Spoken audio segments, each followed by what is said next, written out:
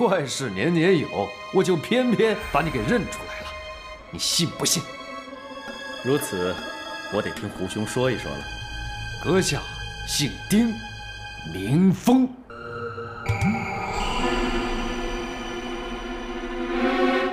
不错，在下正是丁峰，却不知二位怎会知道？哎呀，阁下的大名啊，我早就听说过了。阁下的事情，我也早有耳闻。否则啊，怎么会你们一请我们就来了呢？哼！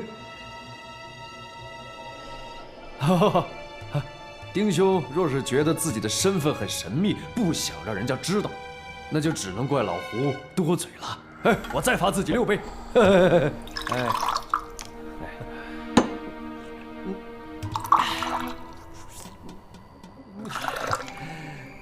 丁兄啊，我这位朋友有个最大的好处，就是不管你说什么事情，他总有法子为自己找个机会喝酒。可见胡兄真是豪爽之人呐。不过，在座的诸位当中，可能有一位，两位还是不认得的。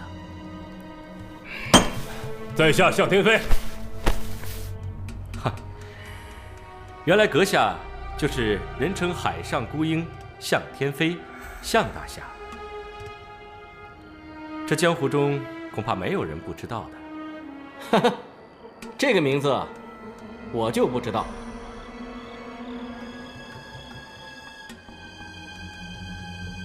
而且从来也没听说过。呵呵，这倒巧得很，阁下的大名我也从未听人提起过。我本就是一个无名小卒，阁下未听过我的名字，也不足为奇。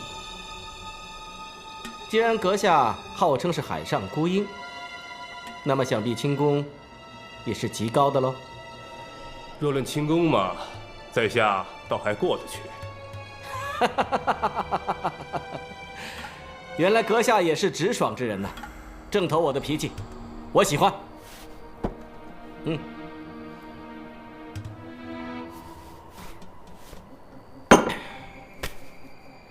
我这次出来，为的就是要见识见识江湖中的轻功高手。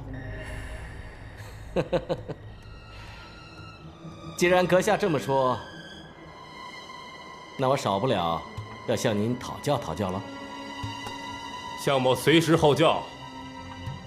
我想，你等不了多久了。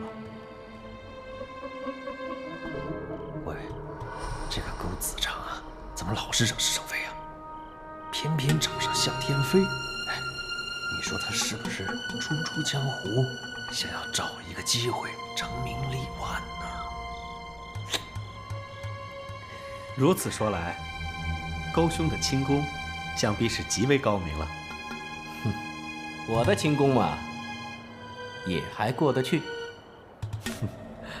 若勾兄真是想见识当今江湖上的轻功高手，那么今天倒真是来对地方了。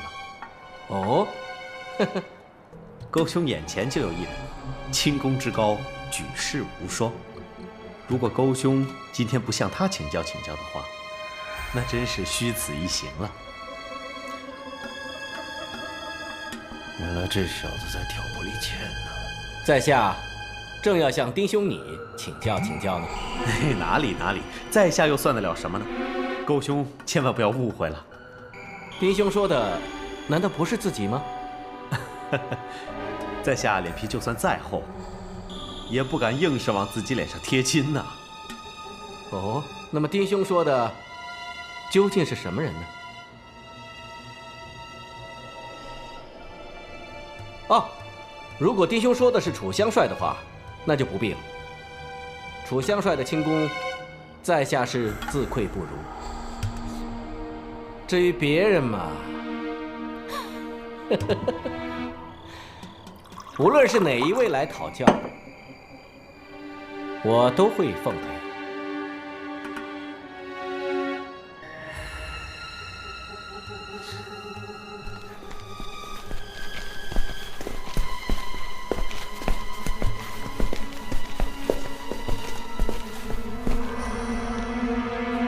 神龙帮里，莫非也发生了什么极重大的意外变化。难道海帮主还请了别的客人？客人都已到齐，若还有人来，只怕是不请自来的不速之客了。这2人是我请来的，失礼之处还望海帮主千万莫要见怪。焉有见怪之理？人越多越热闹啊！只要是云帮主请来的客人，那就是在下的贵宾。只不过规矩却不能废，迟来的人还是要罚3杯的。只可惜这2人是一滴酒也喝不下去的。嘿嘿，无论是谁说不喝酒，那一定是骗人的。真的一滴酒都不能喝的人，在下还真没见过。呵呵，真正连一滴酒都不能喝的，恐怕只能是死人了。这2人正是死人。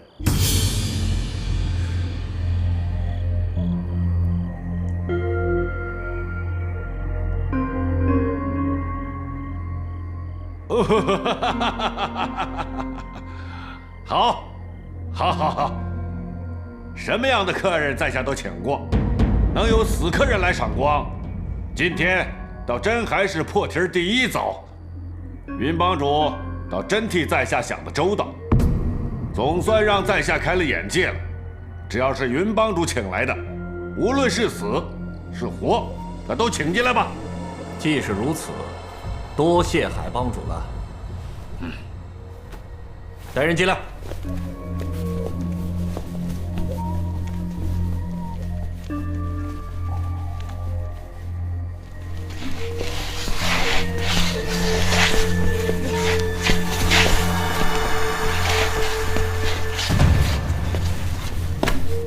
这2人明明是凤尾帮门下，云从龙将他们送来干什么呢？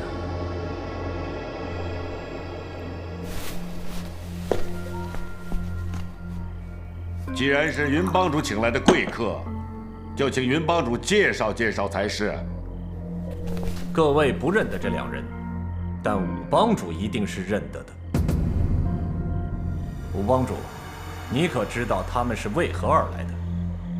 请教。他们是向武帮主索命来的。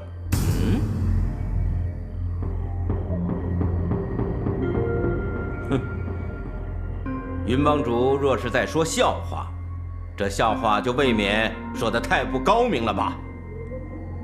死人是从来不说笑话的。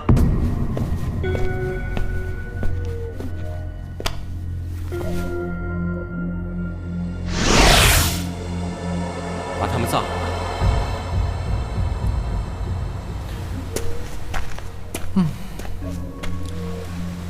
哪里来的回哪里去吧。各位都是江湖中的大行家，不知是否看出，他们这致命的伤口是被什么样的凶器所伤的？在下纵然不说，各位想必也早已看出，这是神箭射日，武大帮主的大手笔了。一箭入骨，直穿心腹。武大帮主的燕尾剑果然是高明极了，厉害极了。不过这2人死得有些不明不白，直到临死之时，还不知道武大帮主为何要向他们下此毒手。这2人本是我凤尾帮的属下，就算我杀了他们，也是我凤尾帮的私事，与神龙帮的云大帮主有何关系啊？这2人和我的关系，莫非武大帮主你不知道？这2人，莫非是你派到我凤尾帮来做卧底的奸细？否则，怎么会和你有关系呢？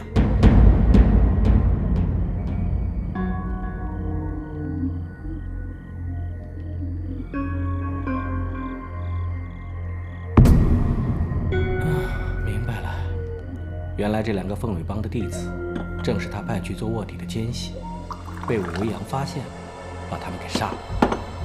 这样的推测不但合情，而且合理。哎，老少少，我求求你，以后不要再自作聪明，把自己当成是诸葛亮了。诸葛亮假若当时在那里，想法也必定是和我一样的。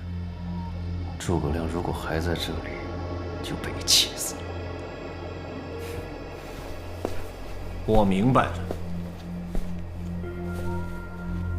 我完全明白。我也明白了，但这是咱们俩之间的事，岂可在海帮主的宴前争吵？搅了这些贵客的酒兴。如果有话，咱们出去说。好，但这两人都是我的好兄弟，无论他们是死是活，既然来迟了，就罚酒3杯。这6杯酒，我替他们喝了吧。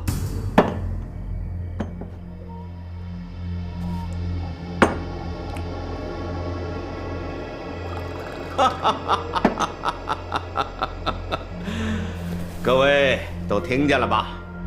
我凤尾帮的属下弟子，居然会是他云大帮主的好兄弟！哼，这云大帮主的手段可真是高明之极，厉害之极呀！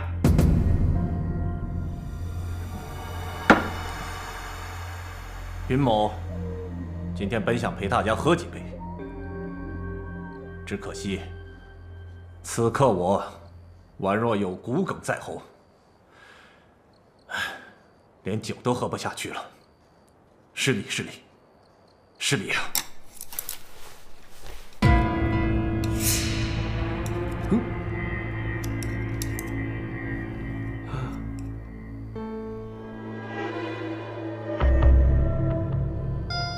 哎呀，我刚才为什么不先将鱼眼睛挑出来吃了？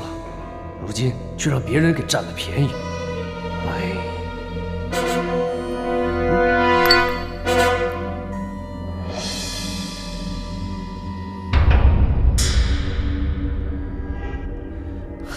这种东西是要用嘴吃的，不是用眼睛看的。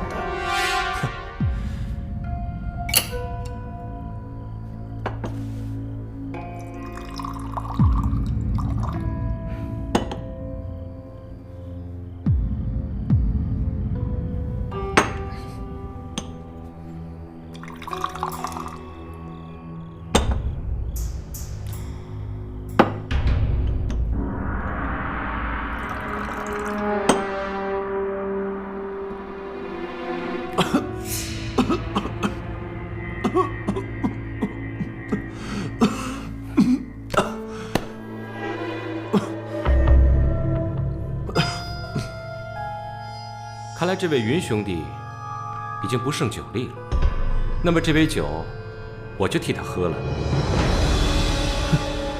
只有喝醉的人才会抢酒喝，这个老臭臭平时喝酒最精明了，今天怎么也抢酒喝？哎，这个老臭臭平时只有鼻子不灵，怎么今天连眼睛也不灵了？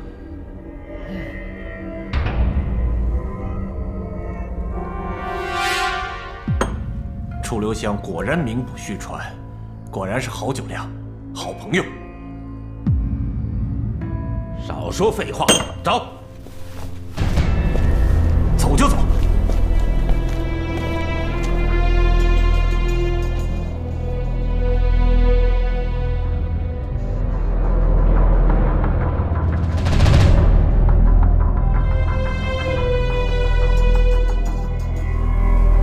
还不快走！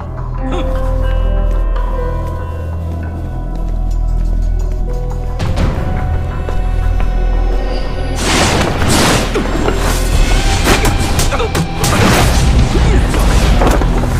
喂，我们真的要在这里坐山观虎斗吗？要不我们出去劝劝他们，让他们再回来喝上几杯，消消气儿，不就没事了吗？哎，胡兄，此言差矣。刚才武帮主已经说过，这是他们的私事，别人也无法劝阻，又何苦多此一事呢？来，胡兄，小弟敬你一杯。来。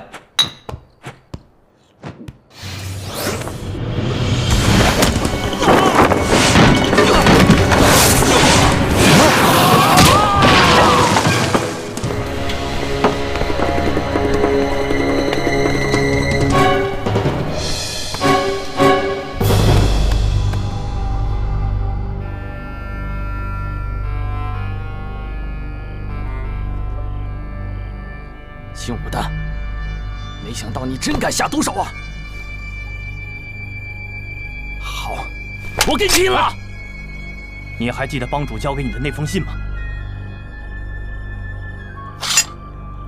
现在我这儿，可是他信既然还在，你就应该记住帮主再三叮嘱你的话。好，帮主说，此次他要有什么意外，我就要立刻打开他亲手交给我的信，当众宣读，不可有片刻的延误。这话我是记得的。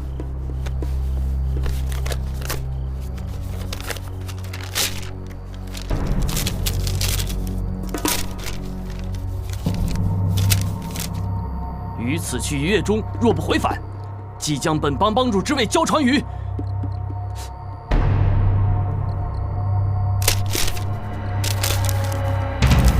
于此去1月中，若不回返，即将本帮帮主之位交传于凤尾帮之武维扬。从此两帮合并，神龙帮中无论大小事务，均由武帮主监领。本帮弟子为武帮主之命是从，不得异议。若有抗命者，杀无赦。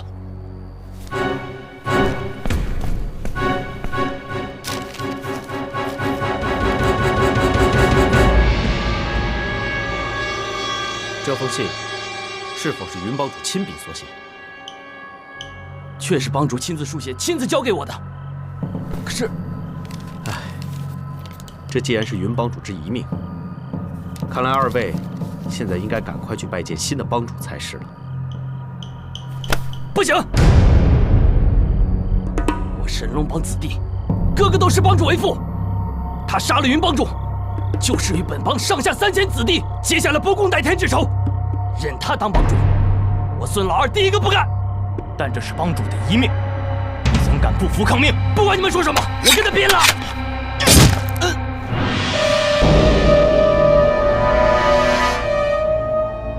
你。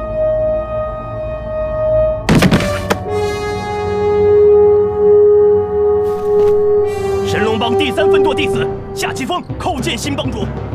起来吧。武帮主从此兼领两帮，必能大展宏图，恭喜恭喜！哎，云从龙啊，云从龙，你为什么不将这帮主之位传给宋仁宗呢？但不知这位宋仁宗宋大侠和云固帮主有何关系啊？宋仁宗是我好朋友，跟云从龙一点关系也没有。宋大侠若果真有雄才大略，力足以服人，在下就将这帮主之位转让给他，也无不可呀。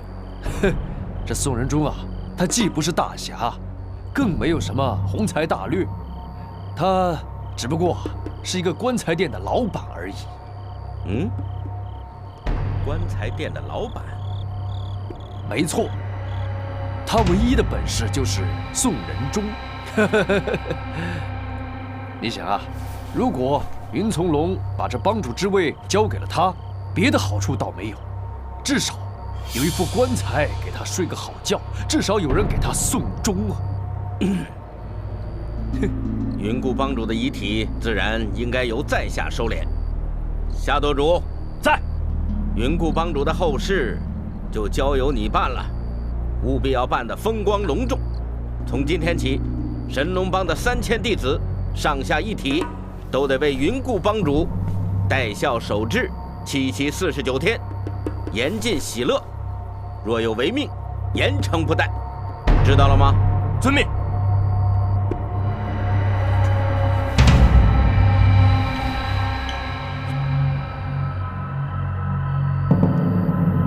君之生前为我之敌，君之死后为我之师。亡者已矣，来者可追。归君遗体，以示哀思。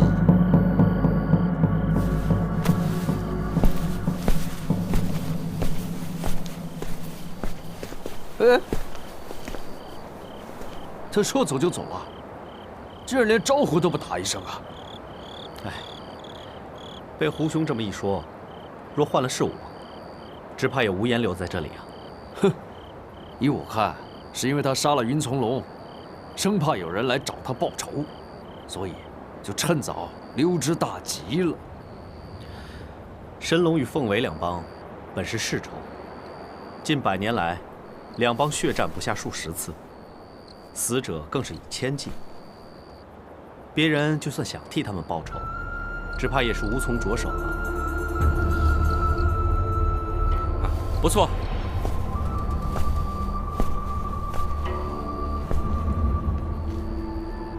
丁公子所言甚是，此乃他们两帮的私事，我想我们外人还是不要插手的好。这一次云帮主不幸战死，但神龙、凤尾两帮经此能并成一家，自然流血的事就不会发生，这倒也未尝不是件好事。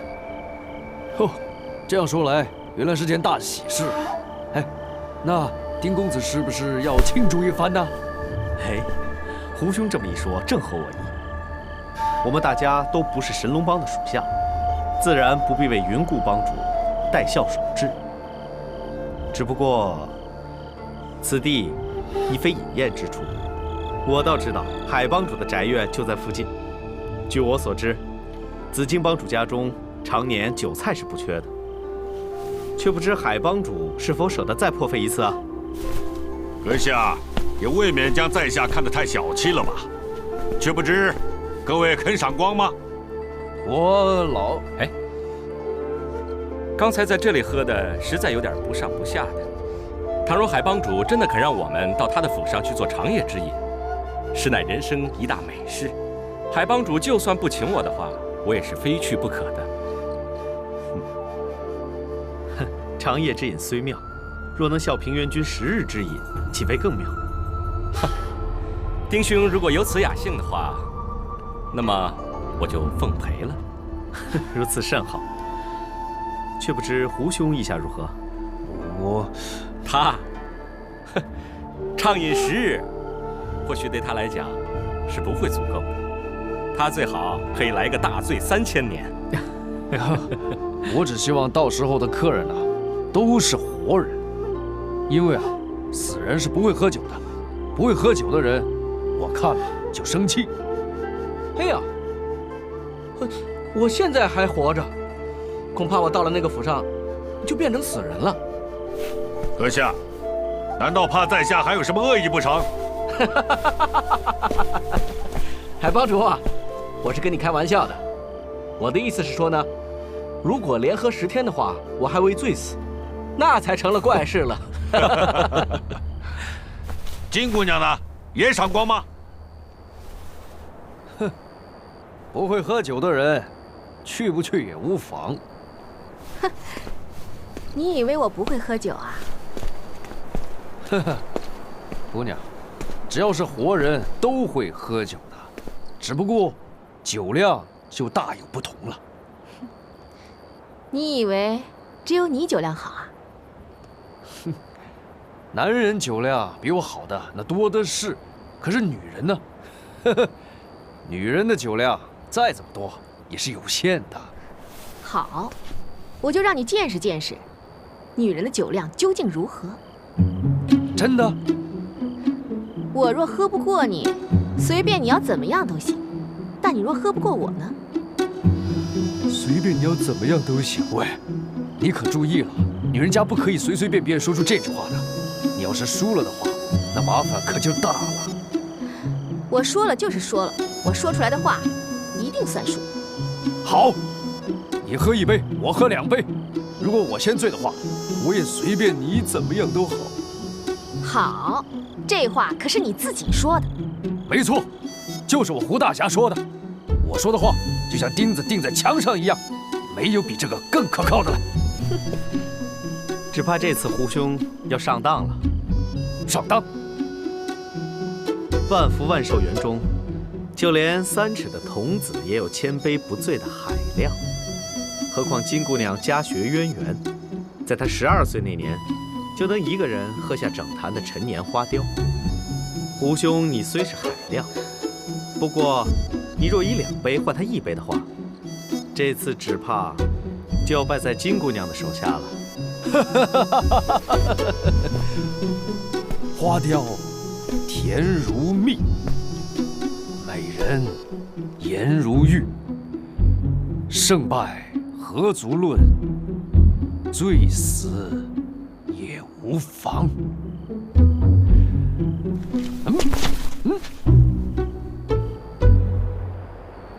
看来天下又要多一个死人了。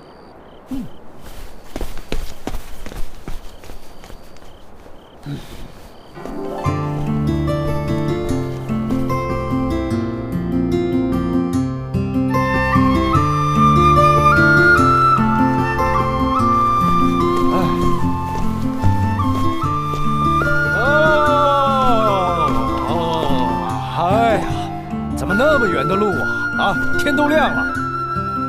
哎，哇，你看这里。哇，如果这房子是金灵芝的，也不错啊。若是金姑娘的，又如何呢？若是她的话，那就让她让出来一间，赔给张三儿。哎，我看呐，只要你能不随便她怎样，就已经谢天谢地了。哼，我非要让她对我怎么样？嘿，到时候啊，我让她嫁给你，让你尝试一下千金小姐的大脾气。到时候啊，不把你给气死，那算你走运了。花雕甜如蜜，美人颜如玉，就算受点气，也是开心的。只怕到时候胡大侠舍不得呀。哼，舍不得什么？像胡兄如此大方的人，还有什么舍不得的？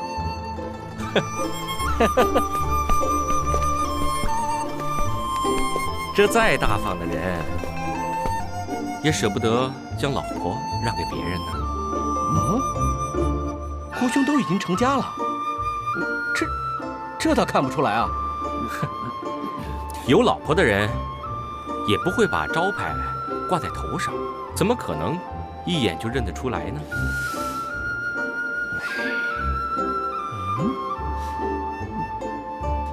喂，你看什么看？看！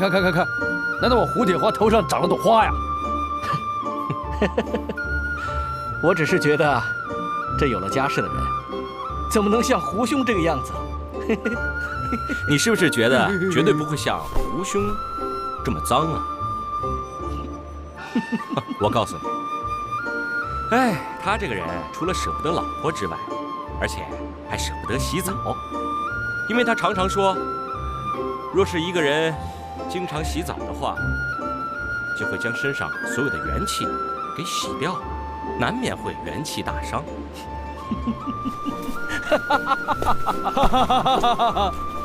滑稽，哪像有些人装干净，真是找不出第二个来。吼！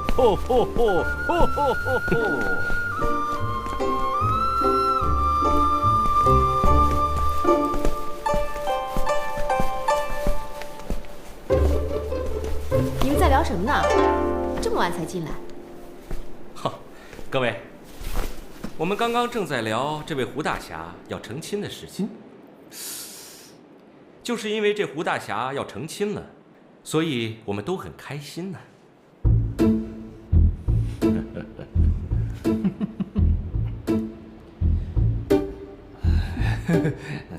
居然会有人要嫁给这种人，倒真是怪事儿。想必那人一定是个瞎子。瞎子，挺好的，最好鼻子也不灵光，刚好闻不到我身上的臭味儿。其实啊，娶这样的人也不错，总比娶个母老虎好。你说谁是母老虎？你说。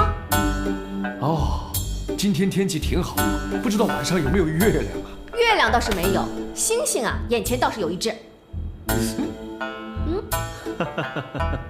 胡兄，若是真的快成亲了的话，倒是件好事啊。却不知新娘是哪位啊？丁兄，说起这位新娘子嘛，人既长得漂亮，家世也不错，武功又好，酒量更是一绝呀。哦，好像听说能够喝下一整坛子的。老叔叔，你敢再讲一句话，我就卖身葬友！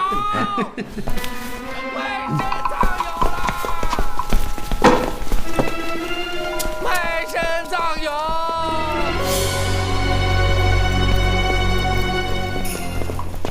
卖身葬友！卖身葬友！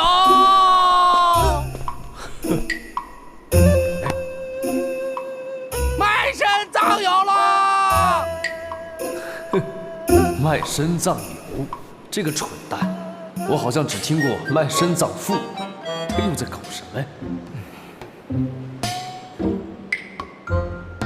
各位请看，这位肯卖身葬友，真够讲义气的。我倒想跟他交个朋友。对，想跟他交个朋友，就把他给买下来吧，说不定哪一天把他一转手，还能卖个好价钱。哎，这人呐，只要不脏不臭不懒，不拼命喝酒的话，无论他怎么样，总是会卖得出去的。你说对吧，胡大侠？我这个人既不脏，也不臭，更不懒。喝酒不多，吃饭比麻雀还要少，这干起活来是像一头牛，对主人忠诚的像一条看门狗。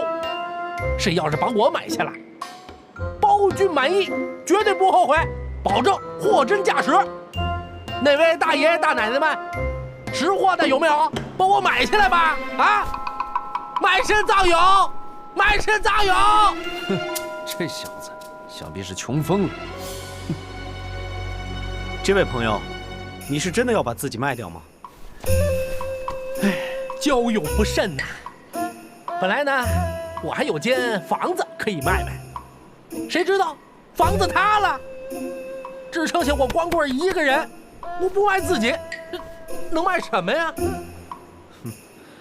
却不知这位朋友开价多少？不多不少，整整500两。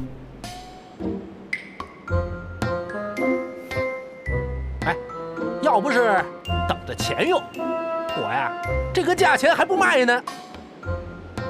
那朋友是为何事这么着急啊？哎，我有个朋友，他生了场大病，眼看着已经快不行了。跟他朋友一场，我总不能眼睁睁的看着他喂狗吧？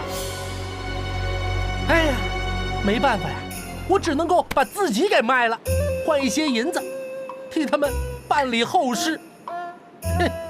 哎，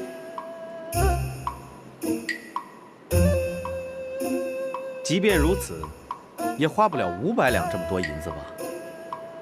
哎呦，大爷，你有所不知啊，我这2位朋友，那都是酒鬼呀。他们若是死了，那就是酒鬼之中的酒鬼。我少不得在他们坟前要每天都去撒一些酒。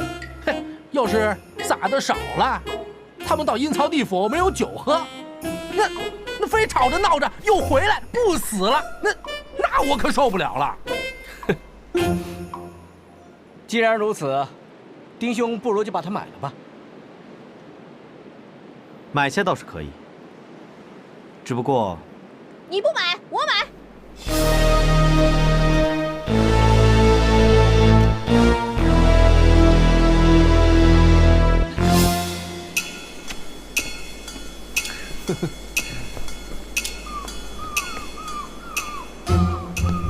500两就500两。姑娘若要买，就得5000两。为什么？因为男主人比较好侍奉，女主人不好伺候，麻烦，免不得又要跳到臭水里面洗澡啊。好，5000两就5000两，我买下了。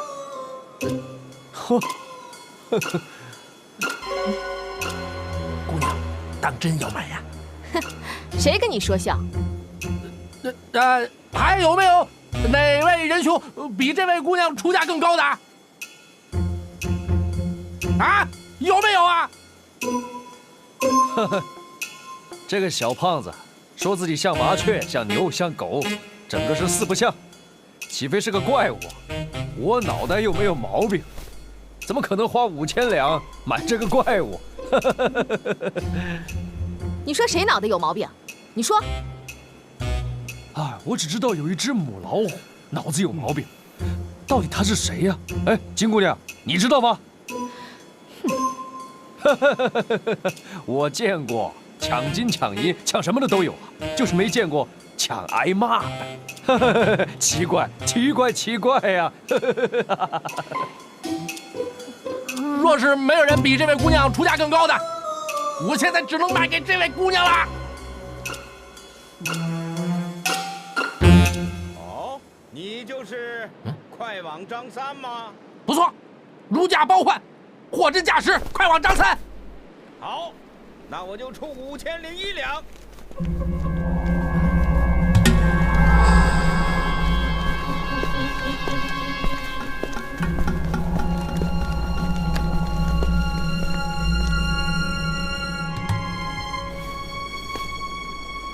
那么抠啊！兄弟，多1两也是多呀。对，你说的对啊。我出6000两。还是你有钱。我出6001两。那我再过去呗。7000两。我再回来。我出7001两。我出10000两。这你看看啊！我出10001两。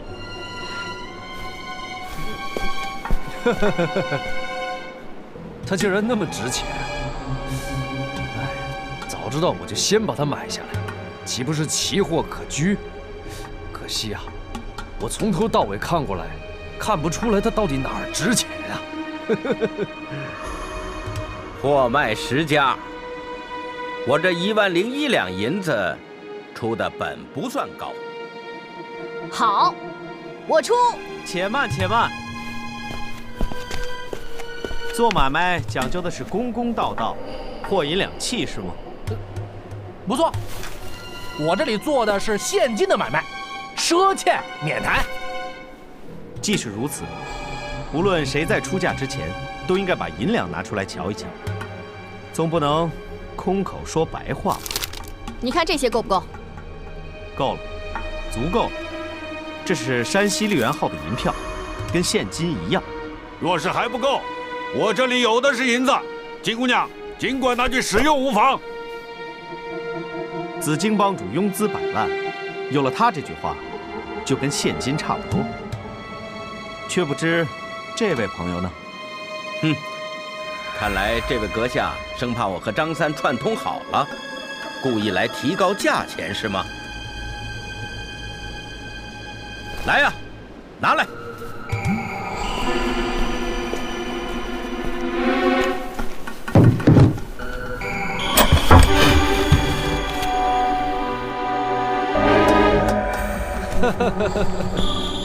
想不到啊，还真有人抬着元宝来买你张三儿啊！我真是太小瞧你了。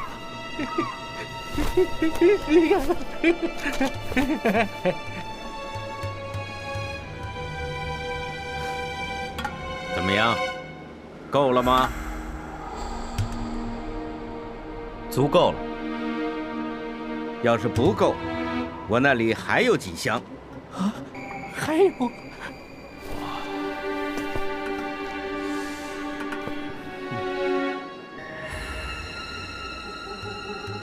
姑娘，你尽管出价吧。我出11000两。哼，我出11001两。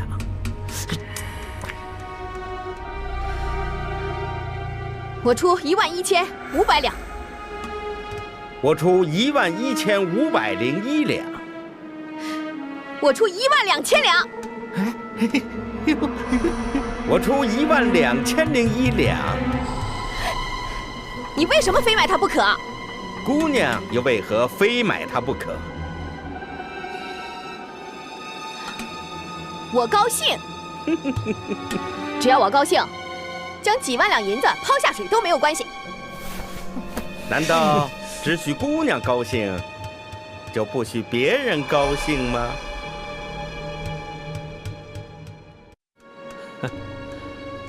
这位朋友的来意，在下是早已经知道的。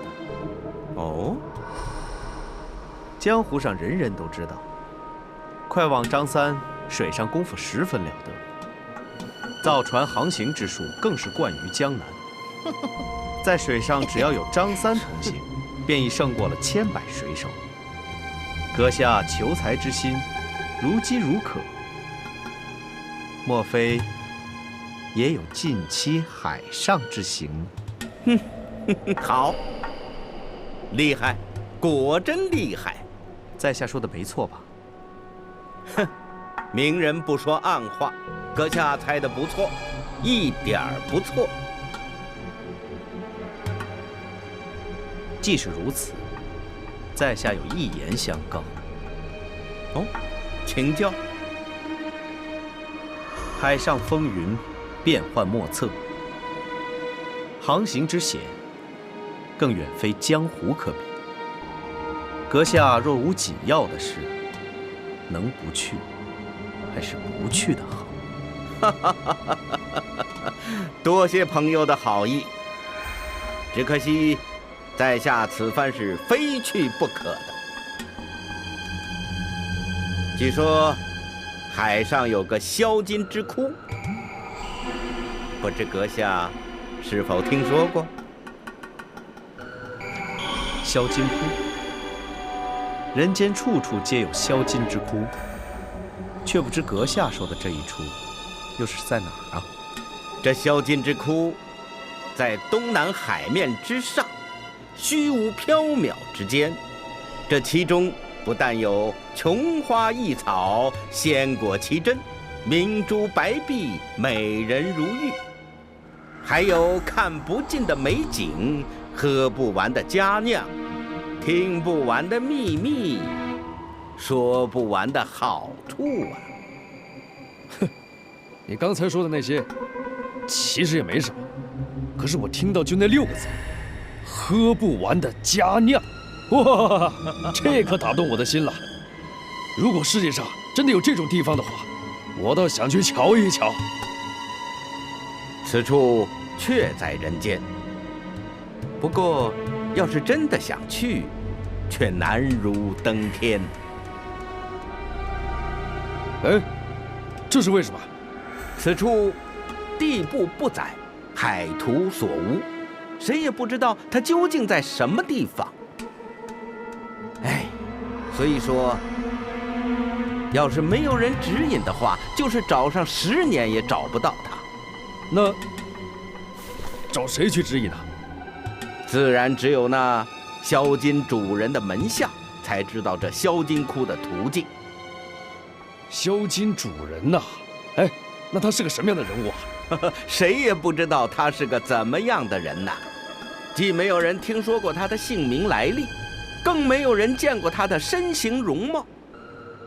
有人说，他昔年本是江湖巨盗，洗手后归隐海上；也有人说，他只不过是个少年，在中原不能展其所长，只有到海上去另谋发展。也有人说，那是一个美貌如花的年轻女子，她手段高强，能让很多才智异能之士皆听命于她。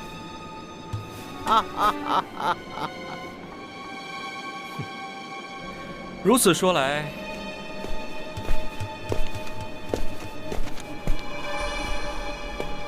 那个人的确神秘得很。神秘的人，我可见得多了。但如果你们两位真的想见这个人，只怕也不太容易。那总是有人去过那销金窟吧？那自然有了，否则在下怎会知道这世上还有如此奇妙的地方？不过，这地方去的人还真是不多。有哪些人？近年来，那销金主人每年都要请几个人到他那里去做10日半月之游，能被请去的，自然人人都是富可敌国的豪门巨富。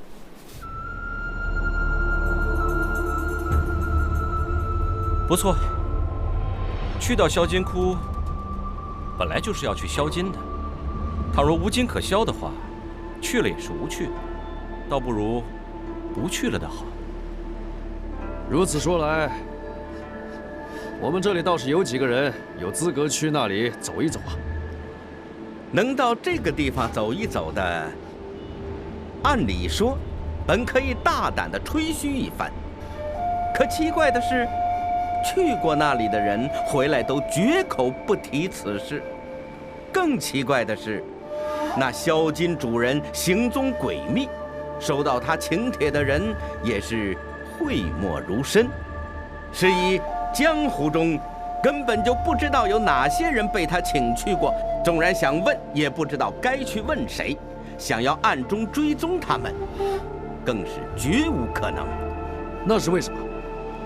那销金主人并未在请帖上写明去处，只是约好某时在某地相见，到时他会请人去接引。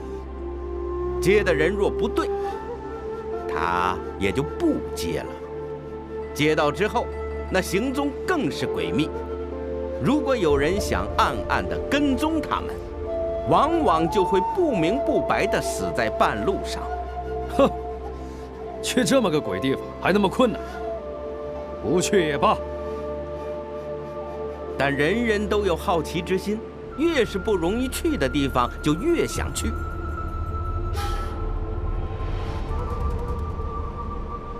阁下若是真的想去，在下说不定有法子。阁下莫非知道那销金窟的所在之地？凑巧得很，在下就去过那么一次。像阁下这样身怀巨资，不虞无金可销，到了那里，想必那销金主人一定欢迎得很。既是如此，请您指点一下，在下无限感激。哼，更凑巧的是，我们这里本来就有几个人要去的。若是阁下不嫌弃的话，请与我们同行，如何？哼，你看吧，我就说这里肯定有几个人有资格去那儿。这位朋友，既然身怀巨资，若要让他与我们随随便便同行，他自然是不放心的。哼，我倒是没有什么不放心的，只怕各位不放心我吧。我们对别人也许还不太放心，但是对阁下却放心得很呢。为什么？一个人若像阁下这样身怀巨资，防范别人都还来不及呢，又怎么会再去打别人的主意呢？哼，既是如此，在下就恭敬不如从命了。哼，原来一个人只要有钱了，就变成好人了，就不会打别人的坏主意了。老楚楚，看来我们还是早点退出吧。嘿，胡兄，酒还未喝，怎么就要走了呢？我们既没有巨资，甚至可以说是囊空如洗，搞不好啊，还会打各位的坏主意，让你们不放心。哎呀，这也难怪。你说这有钱人总是对那些穷鬼，万般的提防，这也不能怪他们的啊。胡兄，你又开玩笑了。两位一诺便值千金，侠义之名早已轰传天下。跟两位在一起，就是走到天涯海角，我也放心得很呐。何况他还没有跟我拼酒，就算想走也不行。既是如此，那么在下等人就恭敬不如从命了。这世界上居然有如此的奇境，在下呀也的确想见识见识。哎呀，好了好了，你们现在好了，都有地方去了啊，剩下我一个人，孤魂野鬼。方才还抢着争着要买我呢，现在好，没人要了。啊，是吗？别人说的话不算数了是吧？没关系，我老胡买你。哎，我说过的话，自然是算数的。那你还要买它？当然。还是跟刚才一样的银两吗？当然。还是现金交易？哼。嗯。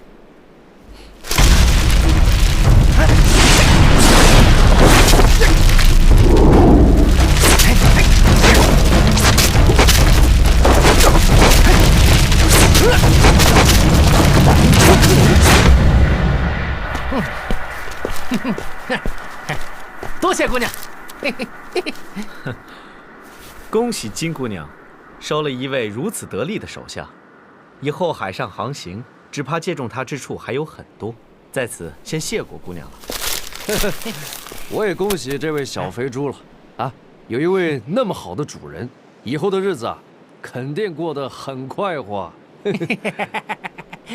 哎呀，至少啊，我以后朋友要是呜呼哀哉了，我有钱给他们收尸了。我认识的朋友可不少，可是当奴才的朋友，你还是第一个。哎，这你就不懂了，交个有钱的奴才，总比交一个穷光蛋的朋友那要强啊！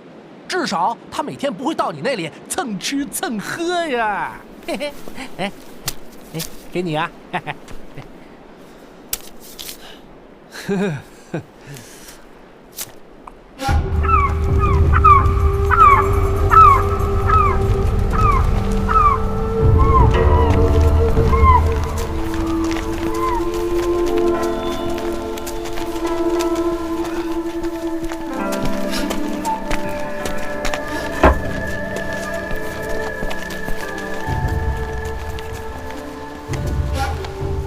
这位小兄弟，想必也和阁下同行。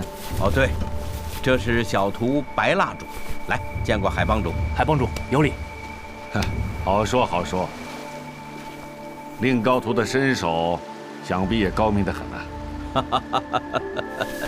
你瞧，小徒白蜡烛从小就是蜡烛性格，不点不着啊，一点就着，所以从小就叫他白蜡烛。各位不要见笑啊！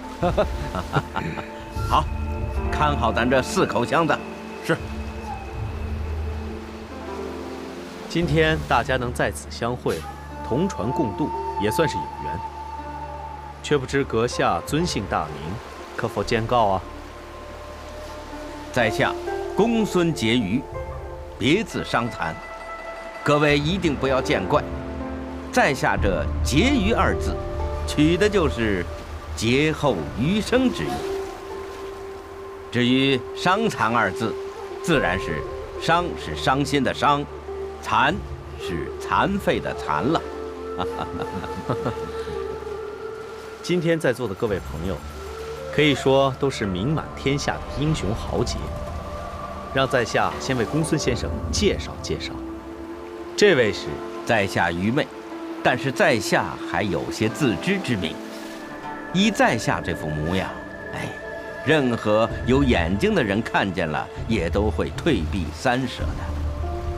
这也是10多年来，在下从来不敢有结交朋友的奢望。哎，只求此番能有一席容身之地，也就感激不尽了。多谢，多谢。请问阁下谢什么呢？我谢的是你不愿意和我交朋友。你若和我交朋友，那麻烦可就多了。哦，在下正是不愿意麻烦别人。公孙先生，既然不愿被别人麻烦，那上船后必定为2位安排间清静的客房。不过现在总得容在下稍尽地主之谊，还是先用些酒菜吧。啊，没错，就算不交朋友，这饭也总是要吃的嘛。你是这里的主人吗？不是。哼，好，我吃。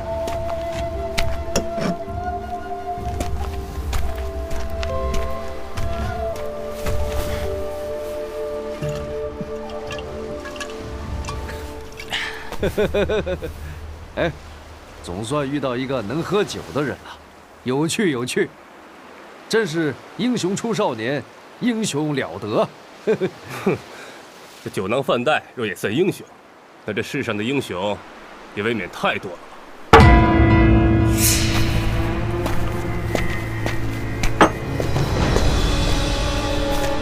你过来！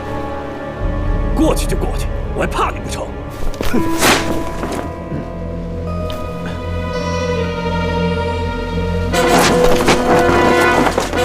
我早就说过，他是蜡烛性子，不点不着，一点就着，他又何苦偏偏去惹他呢？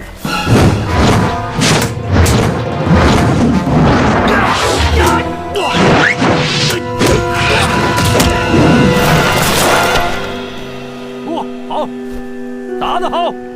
哼，以后你少说话。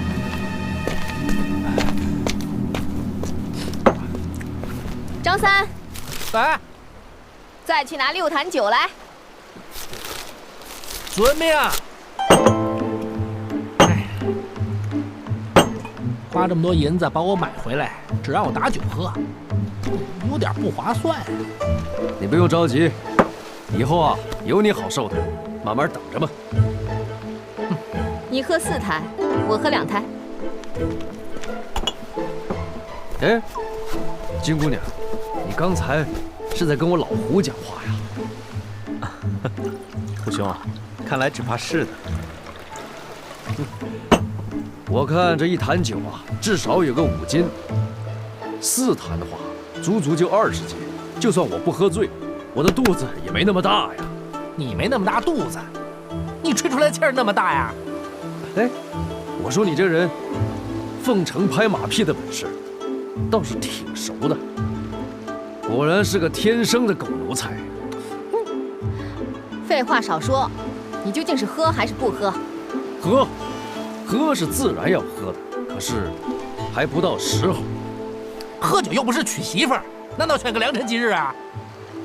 你要等到几时？明天天一黑，我就。明天就明天。帮主，船已准备妥当了。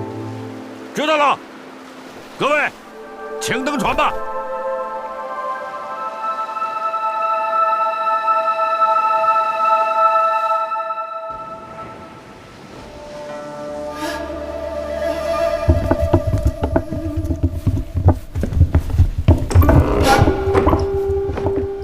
金姑娘留步，没什么，我就住在对面，有什么事尽管吩咐，千万别客气啊。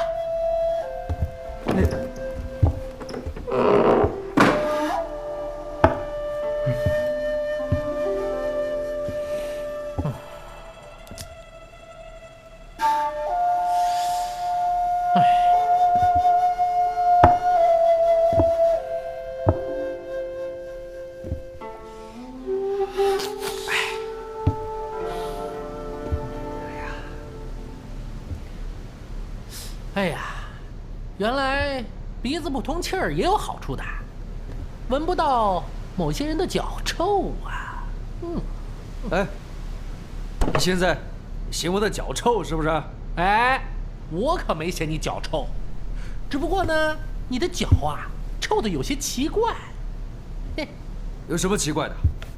要是我也肯花个几万两买一个奴才，我就是把这脚趾头啊塞在他鼻孔里面，他也不嫌臭的，是不是？哎，这话倒不假，有钱人呐，那放个屁都是香的。更何况脚乎？哎，你干嘛不去闻闻那个母老虎的臭脚啊？哼，我倒是想去，只不过怕有人吃醋啊。喂，你说谁吃醋啊？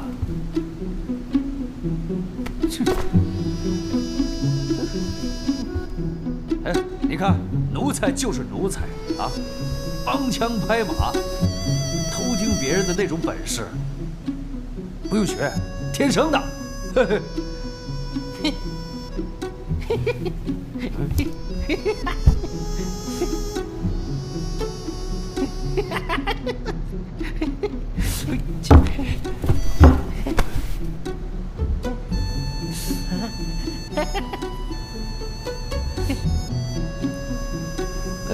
你到底在听什么？一点声音都没有啊！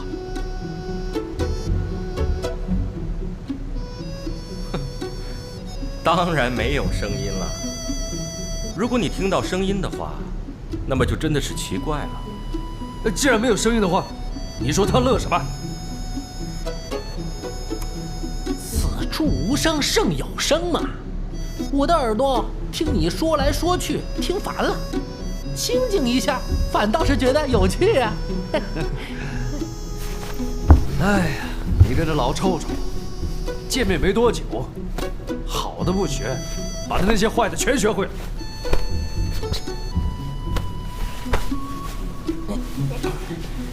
学坏容易，学好可就难了。况且他那些偷香窃玉的本事，我压根就不想学。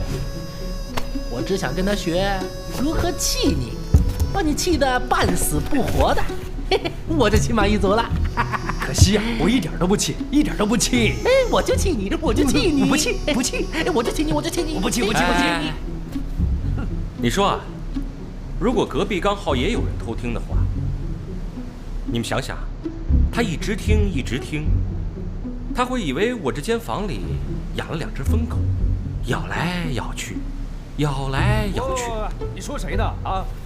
你说我是疯狗？好，我是疯狗的话，你是什么？你是大色狼。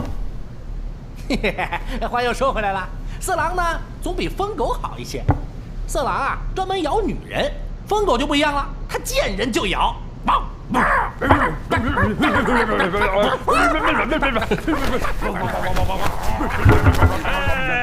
听说3位的屋子里这又有狼又有狗，这就怪了。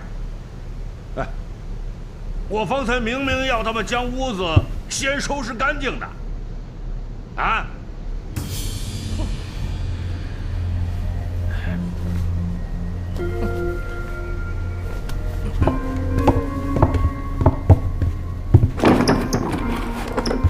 哟，海帮主还没安寝呢。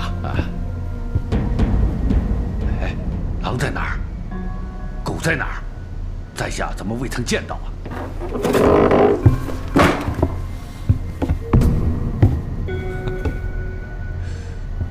海帮主大驾光临，就算这里真的虎狼成群的话，也早已经闻风而逃了。哎，隔壁屋子可有什么动静啊？没什么动静，该吃的也吃饱了，该喝的也喝足了，都睡觉了。我们睡觉吧。睡觉睡觉。项帅足迹遍及天下，交友最广，不知以前可曾见过他们？没有。项帅，你再仔细想一想。海帮主，我想无论任何人，只要见过他们一眼，恐怕都很难忘记吧。不是在下疑神疑鬼，而是这2个人的行踪实在是太可疑了，尤其是那徒弟，武功又深不可测。没错，深不可测。是啊，所以说，我想他俩并非师徒。那他俩要不是师徒，是什么关系？那个白蜡烛必定是公孙婕妤请来保护他的武林高手。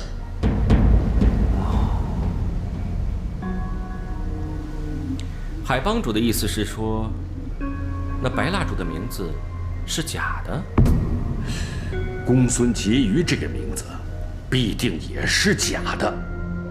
这个人必定是个很有身份、很有地位，而且他那张脸本来也不是那个怪样子的，是他故意扮成这样，如此的丑陋可怕，就是让别人不敢看他，才看不出他的破绽来。哦，海帮主果然目光如炬，分析精明，令人佩服得很呢。那他们花那么多心思跑这船上来，是为了什么呀？这的确是令人猜疑啊。只不过什么？在下可带3位去看样东西。看什么那么神秘啊？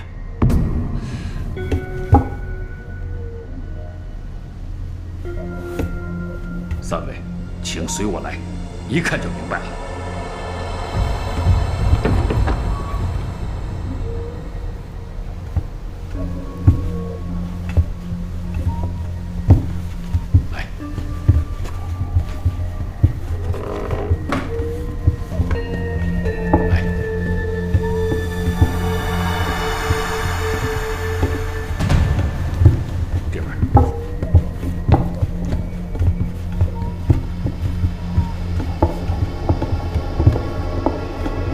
帮主，我走了之后有别人来过吗？没有。好，如果再有别的人来，切切不可放他进来。是。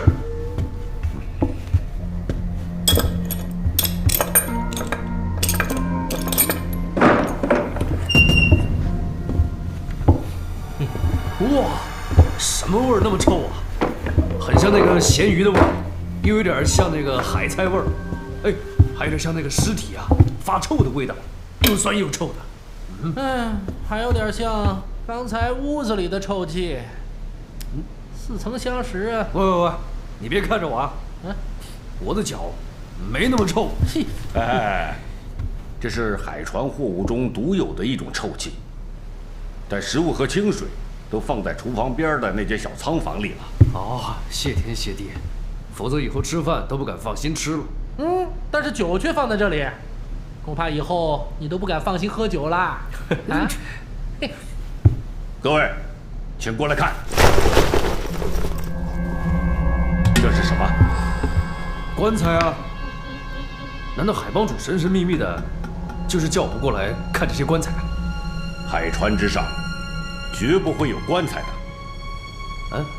难道海船之上就不会有人死吗？哎呀，生活在海上的人。在海上生，在海上死，死了都是海葬，绝对不会有棺材的。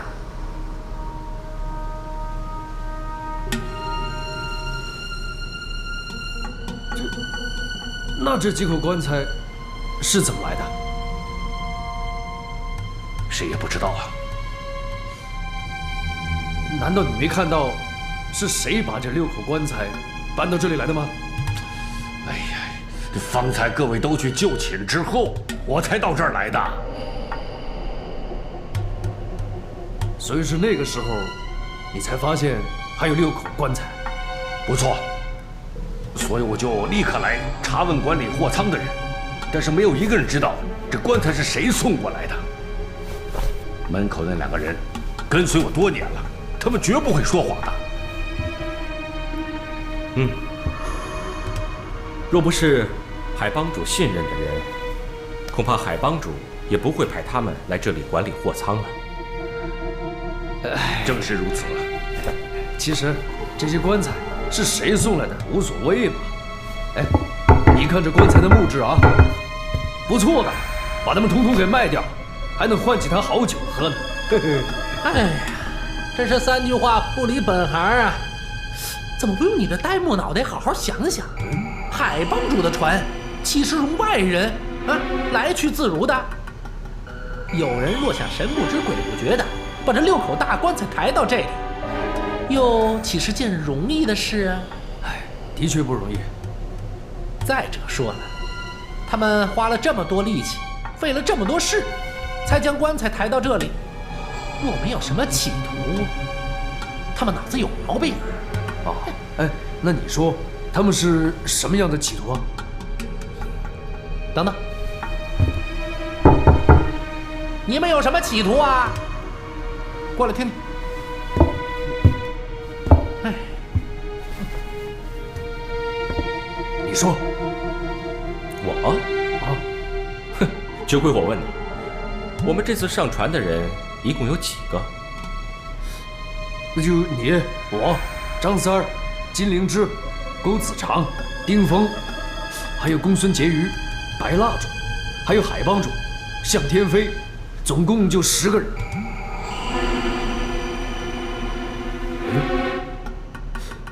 咦，这船上有10个人，这里有6口棺材，难道是送棺材那个人想告诉我们，我们这10个人里面有6个人要死在这里？哎呀，不过这送棺材的人也是一番好意，知道我们是些个土里生土里长的人，死后呢要入土为安，所以好心特地送来6口大棺材。不过，海帮主和向天飞都是海上的英雄好汉，自然就用不上棺材了。但他的意思是说，我们10个人中间有8个人非得死，我跟向二弟更是死定了。哎，那就是说，那还有2个人能活着回去，那2个人是谁啊？活着的人，自然是杀死另外8个人的凶手。哎呀，我仿佛看到了，这6口棺材里都躺满了人呐。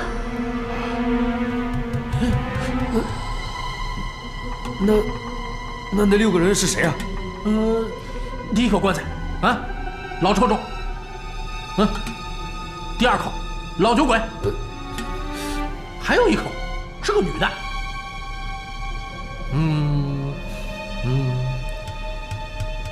还有一个就是你，是不是？对啊，我就感觉我也躺在棺材里，就是这1口。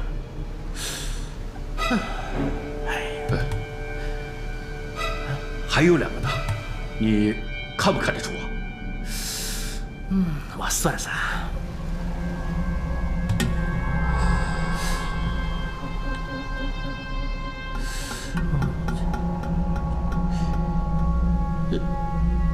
你当我神算子啊？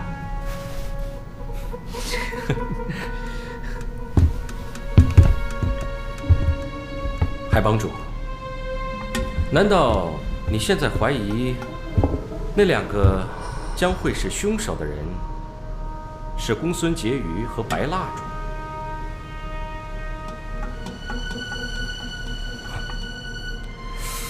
那丁公子和海帮主看起来交情匪浅，海帮主为什么不去找他商量商量呢？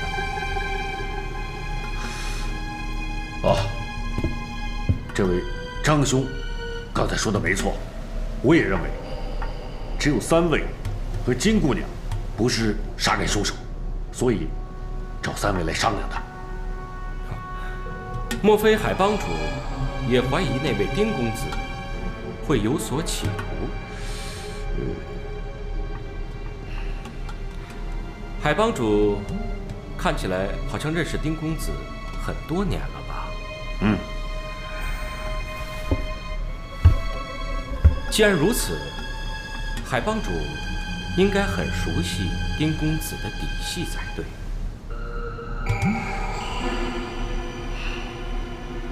我并没有怀疑他，只不过什么？也不知道为什么，自从云帮主死了之后，我时常都会觉得心惊肉跳的，似乎觉得离死期不远了。为什么？这云帮主之死跟海帮主你有什么关系呢？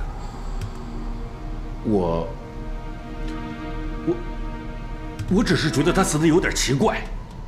奇怪？有什么奇怪的？武威阳武帮主，号称是神箭射日，弓箭上的功夫可说是当世无双。但若论硬碰硬的功夫，他也未必能比云从龙云帮主高出多少。一点不错。据我所知，二位的武功无论从拳掌、兵器，还是轻功暗器，都不相上下。只不过武帮主的功夫强在马上和弓箭上，而云帮主的水上功夫要强一些。昨天在三合楼上，云帮主和武帮主他们交手的时候，二位可是在场的。他们两个交手只不过片刻，最多也不会超过10招，云帮主便死在了武帮主的掌下。他岂非死得有点太快，也死得太快了？难道武威阳也跟金灵芝一样，学了一门特厉害的独门武功？哼，这个当然也是有可能的。只不过武帮主已经60多岁的人了，纵然老当益壮，但筋骨总不如少年人之精健。更何况记忆力也衰退了，学起武功来自然没有少年人学得快。无论习文习武，都要从少年时入手。这就是老年人的悲哀啊，谁也无可奈何。不错，我也这么想过，我也认为武帮主绝对不可能突然就能学到一门能在10招之内杀死云帮主的武功。哎，你们谁能告诉我，这到底是怎么回事啊？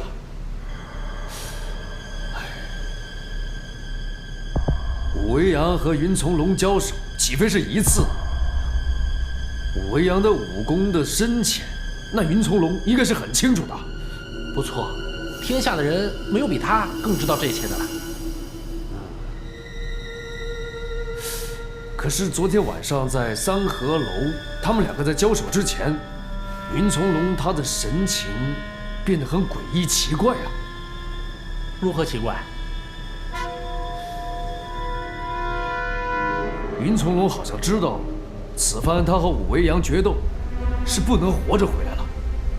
难道他早已经知道武威阳今非昔比了？奇怪，武威阳如果练成一种独门武功，准备对付的人是云从龙，自然不会让他知道的。云从龙又是怎么知道的？难道云从龙早已经知道自己是必死无疑？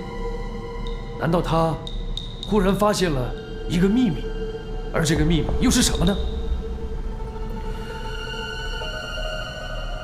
哎，老臭臭，云从龙临走之前，让你替他喝了一杯酒，是不是？嗯。可是以他的酒量，那么小一杯酒，怎么可能喝不了呢？是不是？哼，或许人家不是个酒鬼，你以为人人都像你一样爱喝酒啊？他喝不下去了，自然就不喝了。依我看呐，他另有用意。什么用意？哎，他递给你那杯酒的时候，仿佛里面有样东西，你没注意到吗？哼，他递给我那杯酒的时候，我就喝下去了，什么也瞧不见。更何况，酒是用嘴巴来喝的，不是用眼睛来喝的。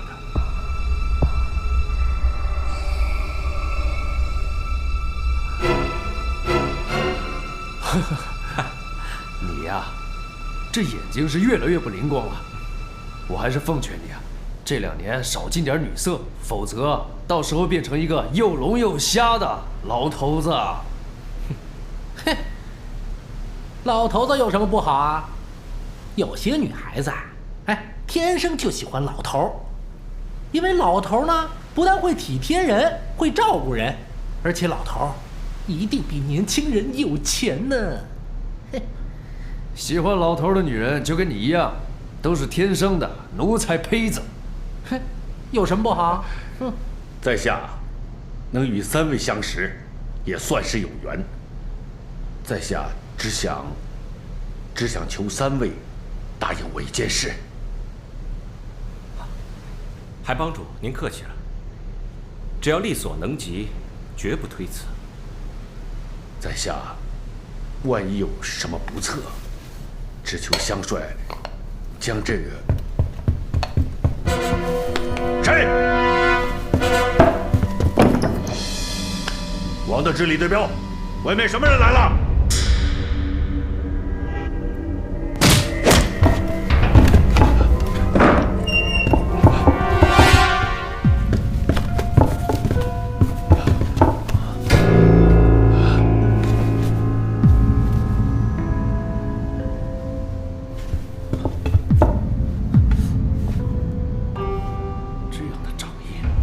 好厉害的掌法！